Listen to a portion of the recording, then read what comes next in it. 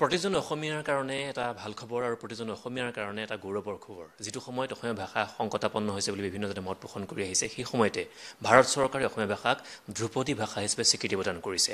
আৰু এই ধ্ৰুপদী ভাষালৈ স্বীকৃতি লাভ কৰা অসমীয়া ভাষাক যিটো নেতৃত্ব বহন কৰিছিল অসম সাহিত্য সভাৰ তেতিয়াৰ সভাপতি ডক্টৰ কুলধৰ শইকীয়া আমাৰ লগত আছে। মই তেখেতৰ ওচৰলৈ যাম, তেখেতৰ প্ৰতিক্ৰিয়া গ্ৰহণ কৰিবলৈ চেষ্টা কৰিম। ছাৰ, সমগ্ৰ অসমৰ কাৰণে এটা ভাল খবৰ, প্ৰতিজন অসমীয়াৰ কাৰণে ভাল খবৰ। আপোনালোকৰ প্ৰয়াসতেই অসমীয়া ভাষাটোৱে ধ্ৰুপদী ভাষা হিচাপে স্বীকৃতি লাভ কৰিলে।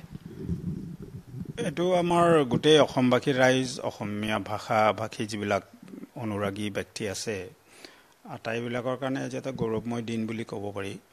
কাৰণ আমাৰ ভাষা সাহিত্যৰ যি পুৰণি গতি, সেই যাত্ৰাপথত এইটো এটা বৰ ডাঙৰ মাইল খুঁটি বুলি ক'ম।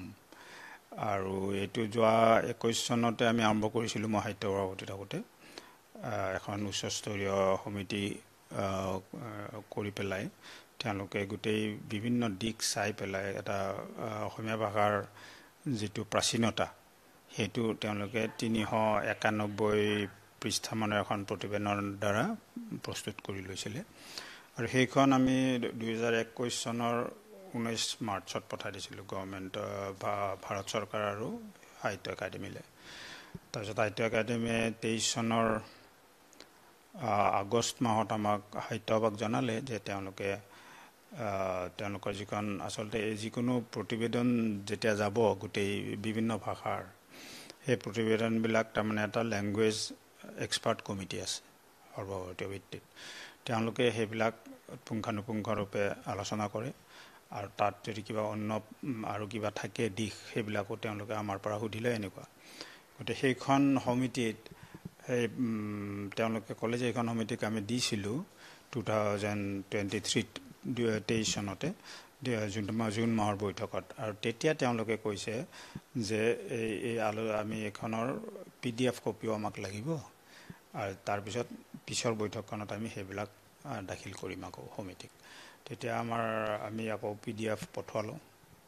পঠোৱাৰ পিছত আজি প্ৰায় এবছৰমান ৰৈ চাই তেতিয়া মই 9 জুলাইত এইবছৰৰ প্ৰধানমন্ত্ৰীলৈ এখন চিঠি লিখিলোঁ, মাননীয় প্ৰধানমন্ত্ৰীলৈ, যে এনেকুৱা ধৰণৰ আমাৰ এটা প্ৰস্তাৱ পঠোৱা হৈছে আৰু আপুনি ব্যক্তিগতভাৱে কথাটো অলপ চালে আমি অসমবাসী ৰাইজ উপকৃত হ'ব। তাৰপিছত আমি শুনামতে তাৰপিছত ভাষা সমিতিৰ বৈঠক হ'ল আৰু সেই বৈঠকে ইতিবাচক সঁহাৰি দিয়াৰ ফলত সেইখন কেবিনেটলৈ গ'ল আৰু সেইখন কালি অনুমোদন হ'ল। সেইটো এটা আমাৰ কাৰণে ডাঙৰ দীঘলীয়া যাত্ৰাপথ। কিন্তু অন্য ভাষাবিলাকে বহুত দিনৰ পৰা এইবিলাক চেষ্টা কৰি আছে যদিও আমি প্ৰায় 3-4 বছৰৰ ভিতৰত পালোঁ, আৰু এইটো ভাল লাগিছে মনটো। এইকাৰণে ইয়াৰ দ্বাৰা আমাৰ কি উপকাৰিতা হ'ব পাৰে, বিভিন্নজনে প্ৰসংগ উত্থাপন কৰিব পাৰে, কেনেকুৱা ধৰণৰ উপকৃত হ'ব অসমবাসী? আচলতে ভাৰত চৰকাৰৰ নিয়ম মতে যদি কোনোবা ভাষাক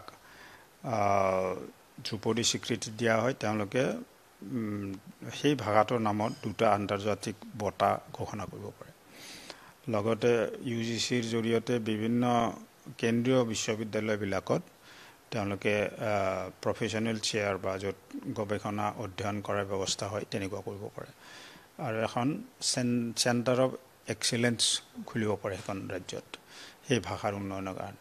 গতিকে এইখিনি আমি পামেই।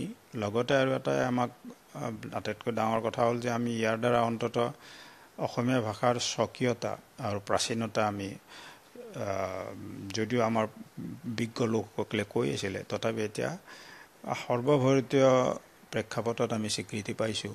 সেইটোৱে আমাক এটা স্বাভিমান আনি দিছে, আৰু অসমীয়া ভাষাৰ কাৰণে সেই স্বাভিমানটো আমাৰ বৰ দৰকাৰী কথা। কাৰণ বহুত সময়ত ঐতিহাসিকভাৱে আমাৰ ভাষাই বিভিন্ন ঘাত প্ৰতিঘাতৰ মাজেদি আহিব লগা হৈছে। আমাৰ ভাষাৰ স্বকীয়তা বা নিজত্ব বা প্ৰাচীনতাৰ সম্পৰ্কত মাজে মাজে প্ৰশ্ন উঠোৱা হৈছিলে। গতিকে সেইবিলাকৰ পৰা আমি অন্ততঃ এতিয়া ৰক্ষা কৱচ হৈ পৰিব আমাৰ। গতিকে মই ভাবোঁ এইটো এটা ভাল কথা হৈছে। এইখিনি আন এটা প্ৰসংগ উত্থাপন হয় যে আমি ধ্ৰুপদী ভাষা হিচাপে স্বীকৃতি লাভ কৰি যিটো আমি আমাৰ আত্মসন্তুষ্টি গৌৰৱৰ, ইয়াকে লৈ থাকিলে আমাৰ জাতিৰ ভাষাটো জীয়াই থাকিব নে, ইয়াক লৈ আৰু কৰণীয় আমাৰ জাতিটোৰ বা আমাৰ অসম সাহিত্য সভাৰ যিবোৰ ডাঙৰ সংগঠন আছে, জাতীয় সংগঠন আছে, সংগঠনসমূহৰ কৰণীয় কাম আছে?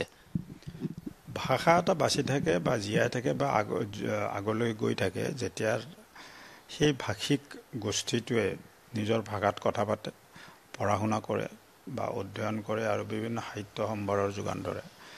এইবিলাক কথা মানে হ'বই লাগিব তেহে ভাষা এটা থাকিব লগতে তাৰ লগত আমি আমাৰ জীৱন ধাৰণৰ প্ৰণালী প্ৰক্ৰিয়া জড়িত কৰিব লাগিব যেনে আমি চাকৰি পোৱাত আমাৰ নিজৰ ভাষাটোৱে সুবিধা কৰিব লাগিব বেপাৰ বাণিজ্য কৰোঁতে আমাৰ ভাষাই সুবিধা কৰিব লাগিব সুবিধা দিব লাগিব এনেকুৱা ধৰণৰ বহুত কথা আহি পৰে কিন্তু সামূহিকভাৱে মই ভাবোঁ যদি কোনোবা এটা জাতিয়ে